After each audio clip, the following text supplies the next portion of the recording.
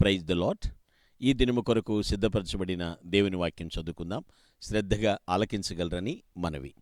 ఆదికాండము 49వ అధ్యాయము 22వ వచనం చదువుదాం. యోసేపు ఫలించడి కొమ్మ, ఊట యొద్ద ఫలించడి కొమ్మ, దాని రెమ్మలు గోడ మీదికి ఎక్కి వ్యాపించును. ప్రబంధుపులరా, బైబిల్ గ్రంథాన్ని మనం పరిశీలన చేస్తే యోసేపు జీవితానికి ఒక ప్రాముఖ్యత ఉన్నట్లుగా మనం చూస్తూ ఉంటాం. అంతేకాదు, యోసేపు ఫలించడి కొమ్మ అని రాయబడిన దాంట్లో కొంచెం గ్రహించాలి. యోసేపు పరిశుద్ధతను కాపాడుకున్నాడని ఎన్నోసార్లు మనం చదువుతూ ఉంటాం. ఆ యొక్క విషయానికి వస్తే పిల్లరా, యోసేపునకు ప్రభు అయినటువంటి యేసుక్రీస్తునికి మధ్య పోలికలు మనం గమనించాలి. శ్రమలనేవి ఇద్దరికి ఉన్నాయి, మహిమ అనేది కూడా మనం చూస్తాం. శ్రమలు, మహిమ, ఈ రెండు అనుభవాలు చాలా ప్రాముఖ్యమైన పిల్లలు. అయితే నేనేమంటానంటే, శ్రమలు లేనిదే మహిమ రాదు, మహిమ కలగదు. శ్రమలు అనుభవించాలి. ఇక్కడ యోసేపు ఎన్నో శ్రమలు అనుభవించాడు, జయ జీవితం పొందాడు. ప్రభువైనటువంటి యేసుక్రీస్తు వారి విషయంలో చూస్తే ఆయన సిలువలో ఎన్నో ఇబ్బందులు, దెబ్బలు, అవమానాలు, చీత్కారాలు, రక్తాన్ని చిందించాడు ఆయన పిల్లలు.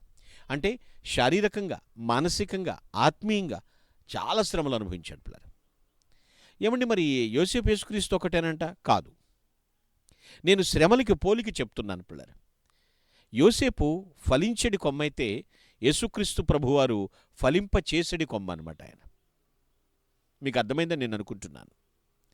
ఆయన ఫలించడి కొమ్మ యోసేపు, కానీ ప్రభు ఫలింపచేసేటటువంటి కొమ్మ. అయితే యోసేపుని మనకు ఒకసారి సాదృశ్యంగా పరిశీలన చేస్తే, ప్రభు యోసేపుని యొక్క పోలికలు మనం గమనించాలి. యోసేపు అన్నదమ్ముల చేత అవహేళన చేయబడ్డాడు. ఇక్కడ యేసు ప్రభువారు కూడా తన యొక్క ఉన్నటువంటి జనాంగం చేత, తన సహోదరుల ద్వారా యేసయ్య దూషించబడ్డాడు. యోసేపు అన్నదమ్ముల చేత అమ్మివేయబడ్డాడు.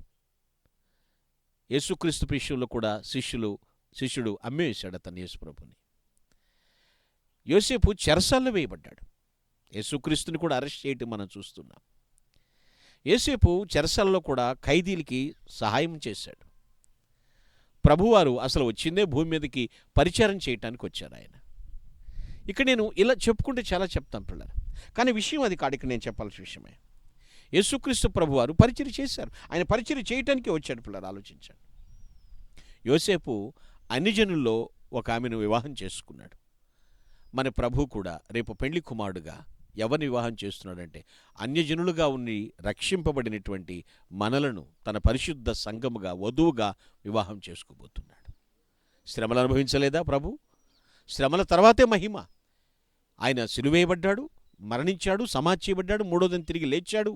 ఆలోచించండి, యోసేపు శ్రమల తర్వాత సింహాసనం ఎక్కాడు. యేసుప్రభు వారు కూడా సమాధి గెలిచి పునరుద్ధరణ లేచిన తర్వాత సింహాసనం, పరలోక తండ్రి కుడిపార్శ్వమున సింహాసనాసనుడై ఉన్నాడు. మీకు పోలికలు చెప్తున్నాను. నేనే శ్రమలు అనుభవిస్తున్నాను. ఏమండి, నేను చెప్పనా, క్రైస్తవ జీవితంలో శ్రమలు అనేవి మ్యాండేటరీగా ఉంటాయండి, తప్పనిసరిగా ఉంటాయి. ఆ శ్రమలు అనుభవిస్తున్నాయి. అయితే ఆ శ్రమలు తాత్కాలికమైన సంగతి గుర్తించలేకపోతున్నాం మనం. కొంతకాలమే, కొంచెము కాలం శ్రమపడిన బిమ్మట తానే మిమ్మను సువర్ణముగా మారుస్తాడు ఆయన. కల్తీ లేనటువంటి సువర్ణముగా మారుస్తాడు. విశ్వాసపు పరీక్షలు ఇవన్నీ కూడా. ఎస్, శ్రమలు లేందే మహిమ కలగదండి. ఆలోచించండి. క్రీస్తు కొరకు ఎవరైతే శ్రమలలో పాలిభాగస్తులుగా ఉంటారో వారు దేవుని మహిమార్థమై జీవిస్తారు. ఈ మాటలు మనం గుర్తుపెట్టుకోవాలి పిల్లలు. మన ఎడల భవిష్యత్తులో ప్రత్యక్షము కాబోయేటువంటి ఆ మహిమ ఎదుట ఇప్పటి కాలపు శ్రమలు ఎన్న తగినవి కావు అని మనం చదువుకున్నాం కదా పిల్లలు. అవును, శ్రమలు లేందే మహిమ లేదు. కాబట్టి శ్రమలు అనుభవిస్తున్న వాళ్ళకి సంతోషించాలి. యోసేపు క్రీస్తు కొరకు శ్రమలు అనుభవించాడు, యథార్థంగా జీవించినట్లుగా మనం చూస్తున్నాం. మరి మన జీవితం విషయం ఏమిటి? మరలాగా చెప్తాను. యోసేపు ఫలించడి కొమ్మ, ప్రభువైన యేసుక్రీస్తు ఫలింపజేసడి కొమ్మ. ఫలింపజేసేవాడు ఆయన ఉన్నాడు. మనం ఫలిద్దాం, శ్రమంలో చిగురిద్దాం, దేవుని మహిమను పొందుకుందుముగాక. ఆమేన్. Please all of close your eyes. Let us pray. దయగలిగిన తండ్రి, వందనములు నాయన. అనుభవాలు ఎన్నో మీరు మాకు తెలియచేస్తారు. శ్రమలలో ఆనందించమన్నావు తండ్రి, అతిశయిస్తూ ఉన్నాం. మీరే మమ్మల్ని మహింపరచు దేవుడుగా ఉన్నావు. నీ మహిమ కొరకు వాడుకొనమని ప్రభుని క్రీస్తు పేరిట ప్రాధేయపడుతున్నాను తండ్రి. ఆమేన్. Glory to God. Thank you one and all. May God bless you.